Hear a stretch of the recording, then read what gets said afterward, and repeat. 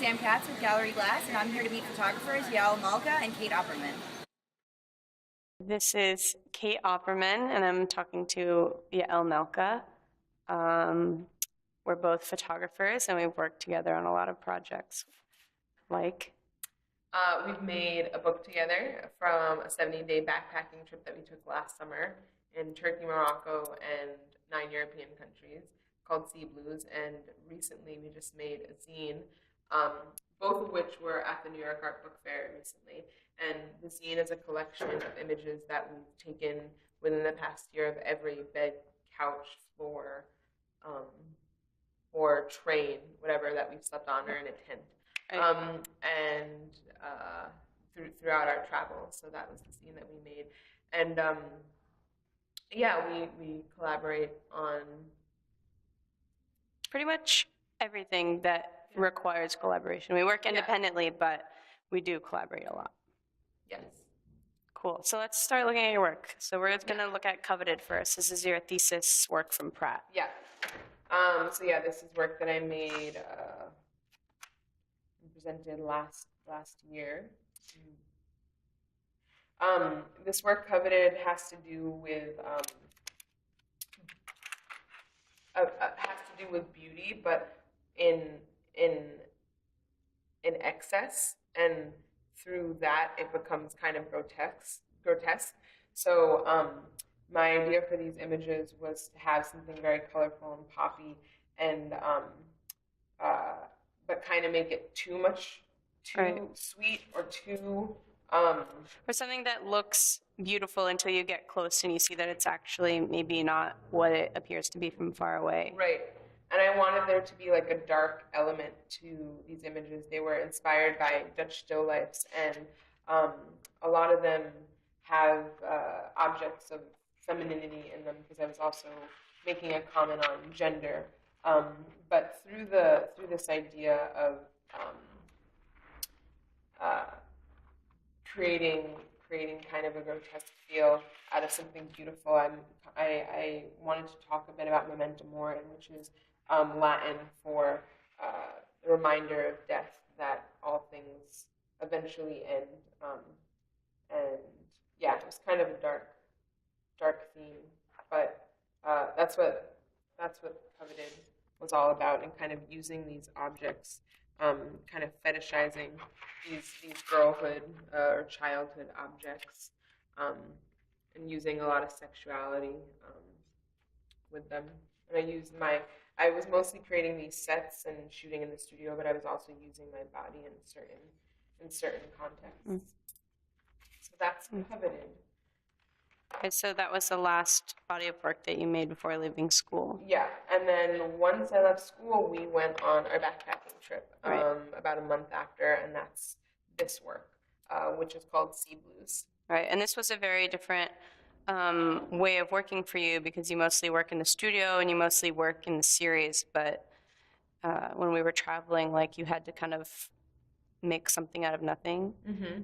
Yeah, so I had to work in a totally different way, which was really interesting for me, because I tried to find what I created in the studio outside. Right.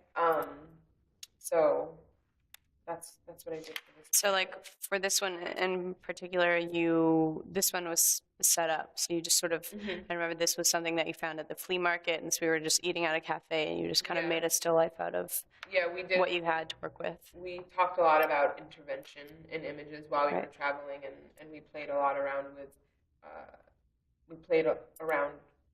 with that idea of making something that wasn't really there and kind of lying about the situation. Right. This is at Hagia Sophia in Turkey. This is in Paris. It's called Bed at Rest. I feel like it kind of describes our trip of exciting and energetic, but also extremely drained and exhausted towards the end.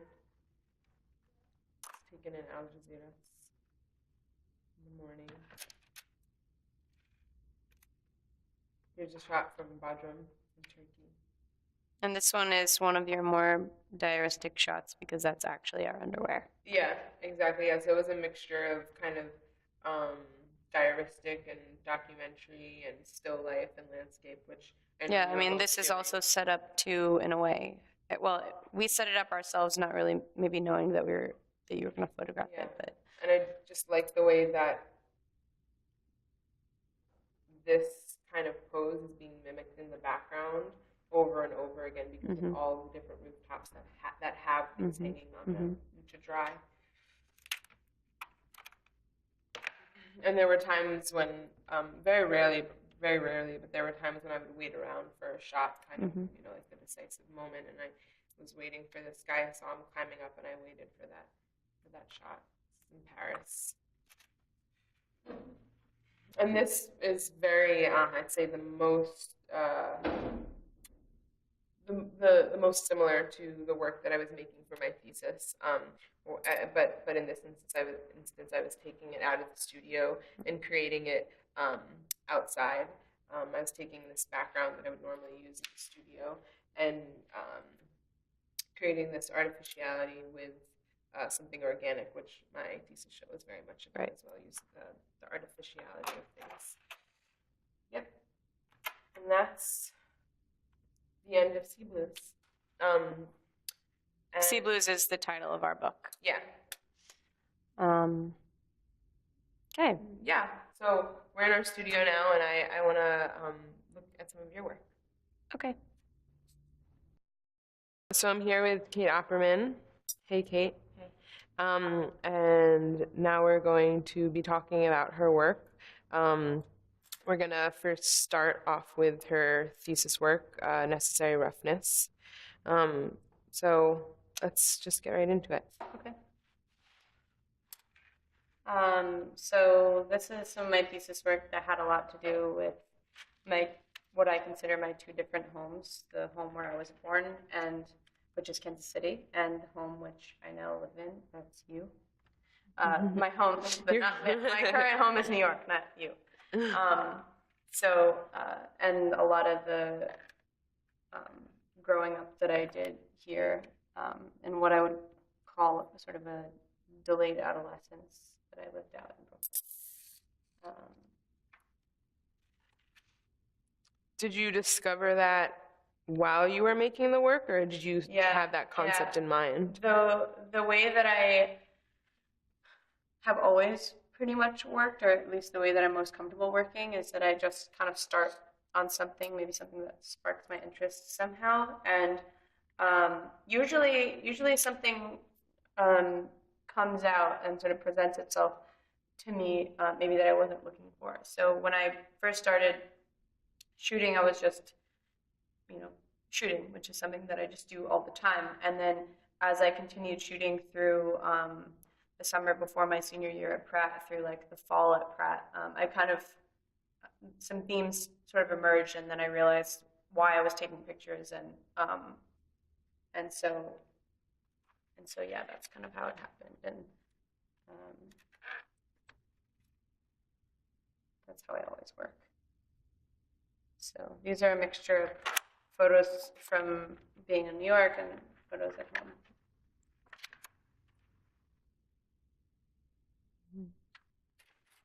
And you feel like the energy or the mood in the photos taken in New York and the photos taken in Kansas City represent your feelings towards those places now? I wouldn't really say the mood so much as just like very literally the subject matter. And I guess you could say the mood, but it's something that is more abstract that maybe you get from walking through the show, which my thesis show was kind of like an experience in a way, in terms of the fact that there were like 60 pictures all over the wall, and they sort of flowed from one to the other.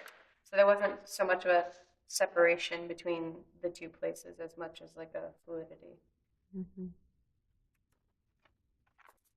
Okay, so this is moving slightly into later work, except this was pretty much the photo that sparked my thesis, which was from me getting in a bike accident. I didn't break any bones or anything, but it was pretty brutal. Okay. So this marks the beginning right now of the work that I did on our 70-day backpacking trip, the work that I put into Sea Blues, which is the book. So when you were working on these photos while traveling, did you start to notice a theme that came to mind? Or I know we've talked about it since you've come back and how it has to do with, disorientation, but can you add to that?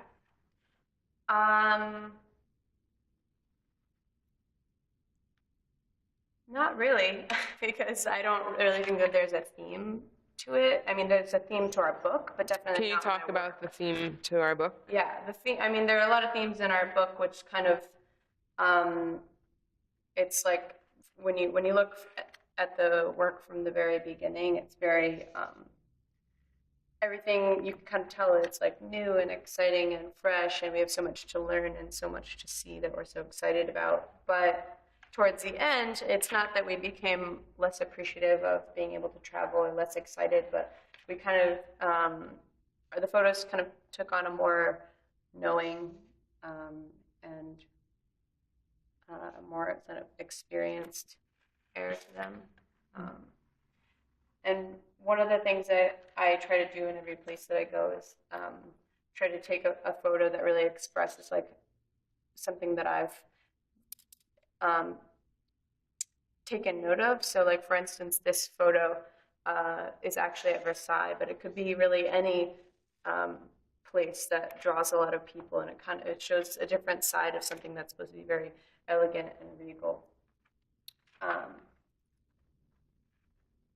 And I think some of the photos actually kind of reference art history. Like this one has very kind of Seurat look about it. And that's actually it. This is actually from my thesis work. You really like taking pictures of bulldozers. Yeah, this one thing that I also try to do sometimes in my work is try to find ways to humanize things which are very inhuman. So this bulldozer and this bobcat thing is like, it's nothing really human about it, but when you look at it, it has a very human emotion. It's like cradling, sort of like a mother and her child. So that's one thing that I try to do a lot more. I could definitely see you bringing a lot of emotion to inanimate objects, like with the Versailles picture and the bottles. You really gave personality to those bottles, or like the cool picture it says something on the about boat. the people who visit, Right. And that it's sort of a representation of like any tourist site anywhere. The only thing that's really going to be different is the brand of water, and that's something that I think is, it's ugly and beautiful at the same time. There's all these people coming together from different cultures and different parts, different backgrounds and different experiences, but kind of all having the same experience. Yeah, and I think that last thing you just said really speaks to our book. Okay, so before we're done here, I think that we should take a look at our book. Definitely. Let's do a quick flip through. So our book is called Sea Blues. It's called that for a number of reasons. One being the fatigue of travel, but also just being consistently overwhelmed by all the beautiful things that we got to see. There are a number of spreads in here that I think are particularly interesting in terms of the pairing. Trying to find one in particular. I like this one because it's basically the same thing, just with a different approach. And both have a very different mood to them. Yeah. There are a lot of things in here that are that we took consistently throughout our trip, but every place we saw something different that really inspired us. I think the work in the book is actually really diverse.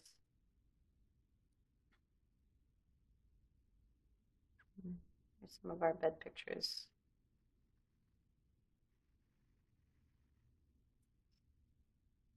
Yeah, we really thought a lot about the pictures we were putting next to each other and either had them totally contradict each other or mimic each other or have a similar uh, feeling to them. Like we were saying at the beginning of the book, we were starting off with a very energetic kind of mood, and then towards the end of the book, we have more, you know, drained images and things of that nature. Yeah.